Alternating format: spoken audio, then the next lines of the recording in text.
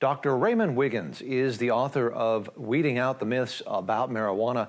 Dr. Wiggins argues that although contemporary culture has for decades pushed the narrative that marijuana is harmless, Dr. Wiggins argues that those who use marijuana on a regular basis are 2.5 times more likely to experience psychosis, and that the drug is far more dangerous than most people think. Dr. Wiggins, why do you think the drug is advertised as having few side effects if it causes a greater risk of psychosis? There's about $100 billion in illegal marijuana sold each year, and somewhere between 30 to 60 billion in supposed legal marijuana sold. And if you look at the recent Florida election in November, there was over $100 million given by just one company. And one company couldn't do that if there wasn't a lot of money to be made in this industry. It seems like there has become a broader acceptance of marijuana being legalized. Is this just because of companies that are making a profit on it, or somehow it seems like our culture is more accepting of marijuana? Why does it have a different image, say, than, for instance, cigarettes? It's definitely not safer than cigarettes. It's not safer than alcohol. People want to present it as safer than both of those, but unfortunately, it's not.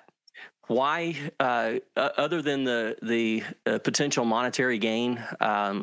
I think a lot on the left, especially, want to present it as something that is safe for our children. One of the things you talk about in your book is that there's about a 2.5 times risk of psychosis for those who start using marijuana at a young age and who use it regularly. Remind us again what psychosis is, and why there is a connection between marijuana use, regular use of marijuana, and psychosis.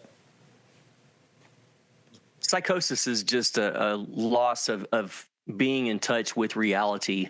There can be hallucinations, there can be paranoia, there can be all kinds of symptoms, but essentially the basic definition of psychosis is a loss of touch with reality. There's a recent study of adolescents that shows an 11-fold increase in psychosis in people from the age of 12 to 19, I believe, if they're regular users, and just an incredible statistic that they have in that same study. If those people are treated in an ER or have a hospitalization, that risk is about 27-fold. So all of this legalization of recreational use of marijuana, are we heading for a disaster here, Dr. Wiggins? Marijuana use is the highest it's ever been. In the decade from 2010 to 2020, we went from 7% to 22%. And today, 43% of young people, young adults, have used in the past year. 31% of 12th graders and even 7% of 8th graders have used in the past year. But the thing that we're seeing that it gives us hope is that curve is finally, for the first time, it's flattening.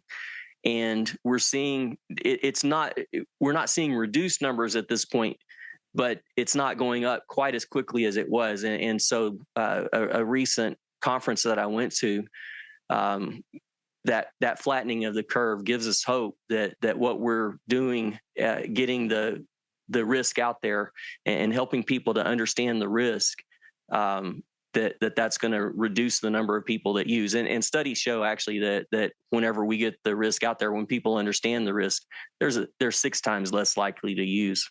Dr. Raymond Wiggins, author of Weeding Out the Lies About Marijuana. Sir, thank you for talking to us on One American News. It's a pleasure. It's my pleasure to be here. Thank you so much for having me.